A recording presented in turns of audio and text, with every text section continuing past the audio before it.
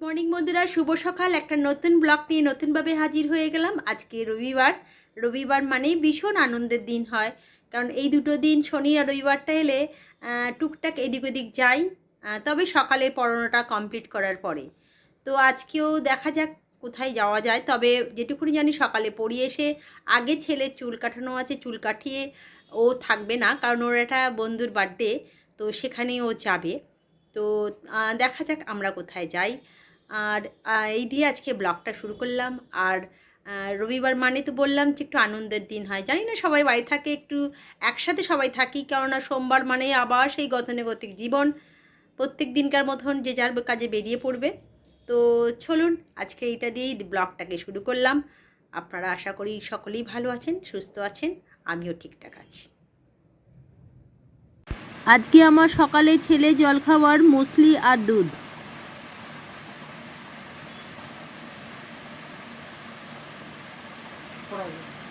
বন্ধুরা, চলে এলাম দুপুরে ডিনার নিয়ে। সবার আগে বলি, ছেলে চুল কেটে ফেলেছে, কেটে সুন্দর করে চুল কেটেছে। কেটে আজকে যেহেতু ওর একটা বন্ধুর বার্থডে আছে, তাই দুপুরবেলা ওখানে গেছে বার্থডেতে। আর আজকে শুধুমাত্র সানডেতে আমি ওর বাবা, তাই খুব একটা বেশি কিছু করিনি। ও থাকলে যদিও বা একটু কিছু করি, সিম্পলি যেটুকুনি করা সেটুকুনি করি। চলুন কি আজকে ভাত করেছি আর মাছের ঝাল করেছি, আলু ভাতে 3 পিসই করেছিলাম, ভেবেছিলাম ও আছে বলে করেছি। আর ডাল করেছি, পোস্ত করেছি আর চাটনি ছিল। এই দিয়ে আজকে দুপুরের লাঞ্চটা আমার হাজব্যান্ডের হয়ে যাবে।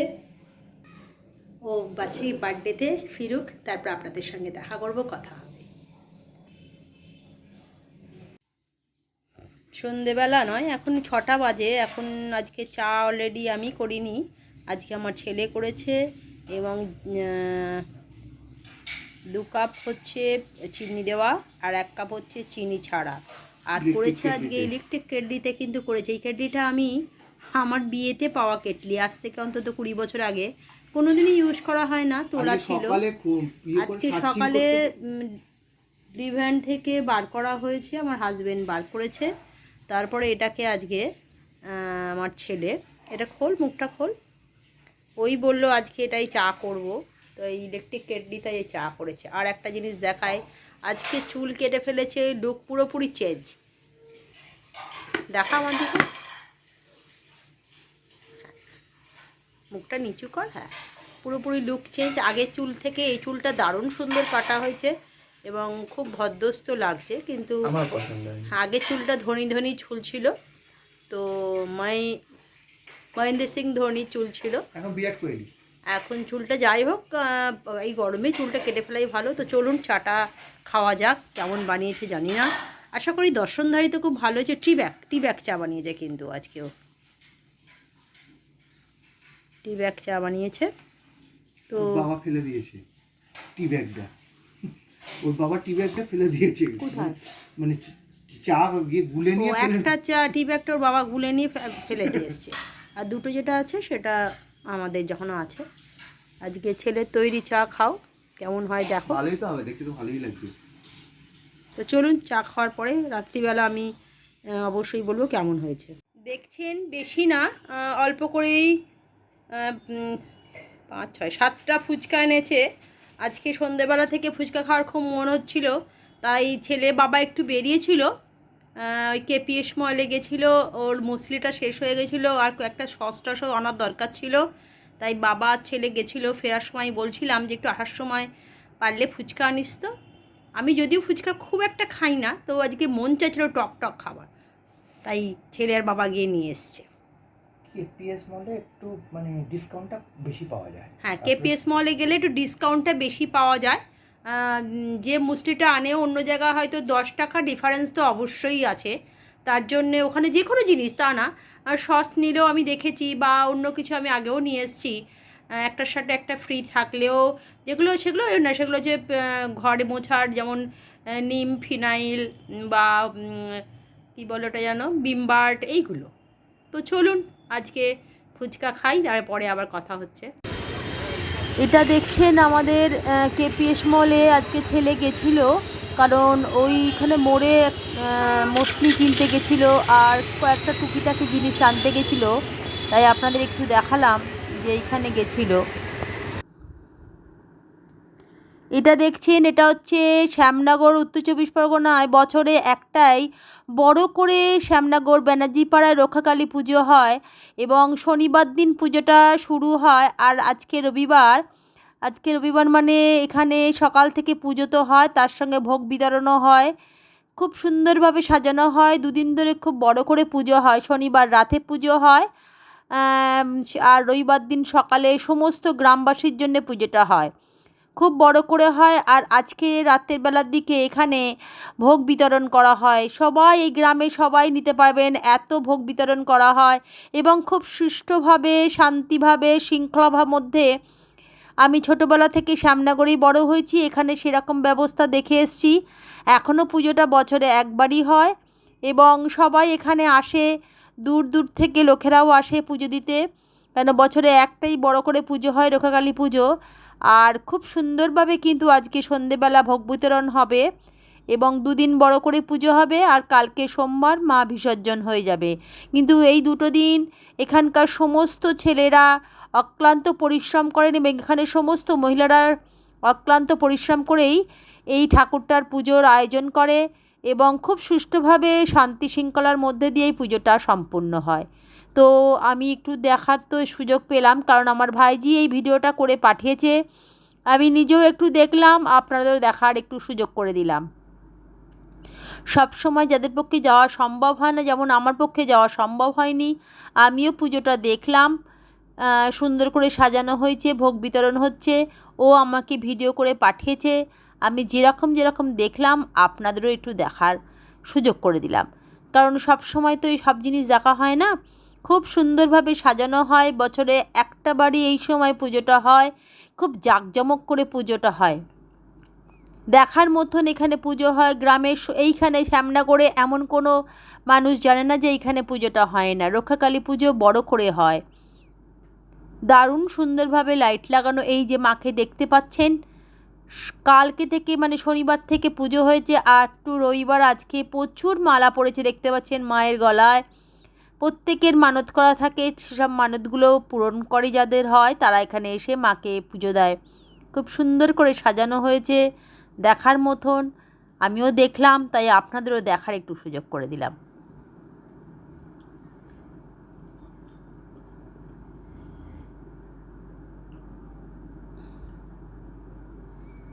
মন্দিরটাও খুব সুন্দর করে সাজানো এবং চারিদিকটাও দারুণ সুন্দর সাজানো হয়েছে, প্রচুর লোক দেখছেন এখানে সমাগম হয়েছে। রাস্তার অপোজিটেই একটা পার্ক আছে, পার্কের সামনেই পুজোটা হয়। বন্ধুরা, সন্ধেবেলা চলে এলাম, দেখছি পাশে একজনকে দেখতেই পাচ্ছেন, চুল কাটা হয়ে গেছে, পরিষ্কার একদম সুন্দর লাগছে। ক্যামেরা ঠিক করে নে, এটা স্টিকটা সুন্দর লাগছে, মুখটা একদম ফ্রেশ নেই, সেই ধোনির চুলটা নেই, তার জন্যে মনটা একটু খারাপ। ওই চুলটা ধোনি স্টাইলে যে চুলটা ও রেখেছিল সেটা আজকে কেটে ফেলেছে। অনেক বলার পর, কারণ এত চুলটা বেড়ে গেছে যে চুলের মধ্যে এত ঘাম জমছে, মাথার মধ্যে ওর কষ্ট হচ্ছে, আমরা বুঝতে, কিন্তু ও সেটা রিয়ালাইজ করতে পারছে না, কিন্তু আমরা বুঝতে পারছি প্রচুর ঘাম হচ্ছে ওর, ওর কষ্ট হচ্ছে, সেটা ও নিজে বুঝতে পারছে না, কিন্তু আমরা নিজেরা কিন্তু সেটা বুঝতেই পারছিলাম। আমার মনে হচ্ছিল না, ওর মনে হচ্ছিল না, ও সেটা রিয়ালাইজ করেছে, ওর মনে হয়নি, কিন্তু আমার মনে হচ্ছিল যে কোনো একটা জায়গায় ওর ঘাম হচ্ছে বলে আমার মনে হচ্ছে। তো ঠিক আছে, চলুন, চুলটা কাটা হয়ে গেছে, পরিষ্কার হয়ে গেছে। আর সকাল থেকে আজকে বাচ্চা বাচ্চা মুখ মনে হচ্ছে, আর সকাল থেকে আজকেও ছিল না, ওর আজকে একটা নেমন্তন্ন ছিল, নেমন্তন্ন ওর ওটা বন্ধুর বার্থডে ছিল, তা বন্ধুর বার্থডেতে ও গেছিলো, তো দুপুরবেলা ওখানে নেমন্তন্ন করেছে এবং তারা ফেরার সময় মানে আর একবারের জন্য ওকে দিয়ে দিয়েছে, যেহেতু ভালোবাসে বলে, বন্ধু ভালোবাসে বলেই রাতের খাবারটাও ওকে পাঠিয়েছে। মা ভালোবাসে বলে। হ্যাঁ হ্যাঁ, তো রাতের খাবারটাও ওকে পাঠিয়েছে, যে রাতেও কিন্তু তুই আর আসবি, ওকে বলেছে রাতে একবার আয়, তো বলেছে রাতে আর আসা যাবে না, বা থেকে যা, তুই রাতেরবেলা যাস, বললো না আমি বাড়ি চলে যাব, তাই ওর জন্যে রাতের খাবারটা, ডিনারটাও কিন্তু আবার পাঠিয়েছে, সেটা আপনাদের রাতে দেখাবো। আর কি আজকে সন্ধ্যেবেলা আমি আর বেরোয়নি, ও গেছিলো এতে মোড়ে গেছিলো, গিয়ে ওর মুসলি আর কয়েকটা জিনিস, কেপিএস মলে গেছিলো, সেখান থেকে কয়েকটা জিনিস কিনে নিয়ে এসছি। আসার সময় দেখালাম, আমার জন্যে কিন্তু ফুচকা নিয়ে এসছে, সেটা ওর বাবা নিয়ে এসছে, ও আনিনি, ওর বাবা নিয়ে এসে যে বসে আছে। কী নিয়ে এসছিল আজকে? ফুচকা। সন্ধ্যেবেলা ফুচকা নিয়ে এলাম, তুমি বললে যে একটু ফুচকা খাওয়ার মন চাইছে, তখন দুপুরবেলা বলছিলে, তাই জন্য হঠাৎ মনে পড়লো, দেখলাম ফুচকাটা রয়েছে, তাই নিয়ে চলে এলাম। আচ্ছা আচ্ছা। আর আজকে সেরকম তো সকালবেলা খাওয়া দাওয়া কিছুই হয়নি, ও ছিল না বলে। না, আজকে আজকে শুধুমাত্র খাওয়া দাওয়া তো আমাদের হচ্ছে ডাল, আলু ভাতে আর হ্যাঁ। মাছ ঝালটা অসাধারণ হয়েছিল। আর ভাতটা যা করেছিলে অসাধারণ, মানে ও ভাত, মানে এইটা হচ্ছে মানে অনেক দিন 2024-এর জুলাই মাসের লেটেস্ট ভাত খেয়েছি ভাই আজকে।